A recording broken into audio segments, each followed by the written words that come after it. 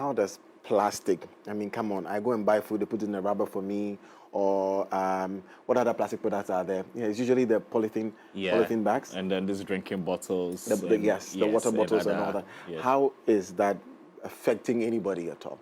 Nice. So I'm going to take it in three ways. Okay. How it affects the human health, how it affects the environment, and how it affects marine life. Okay. So for the human health, like we just said, because the product is fossil fuel based, immediately we comes into contact with especially hot food. These carbons or hydrocarbons leach into our systems. So you go for your benquine, catenquine with the plastics, you are sure that you are going to be drinking some of those hydrocarbons, giving you illnesses going forward. So that is for the human side.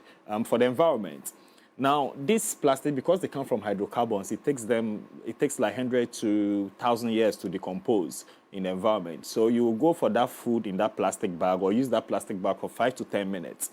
But that plastic bag is going to be in the environment and will not decompose for another 1,000 years. That means that I use something for 5 minutes and then it's going to be in the environment even after I die. It's something we should think about.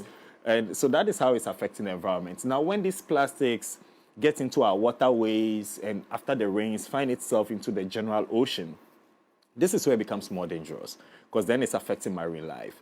The ocean, of course, is one of the most important natural resources that we have. It covers 70% of our earth. It absorbs most of our carbon dioxide and also gives us most of our oxygen. Now, when this gets there, one of the effects over there is that all these marine species, let me use the fish, will be feeding on these plastics.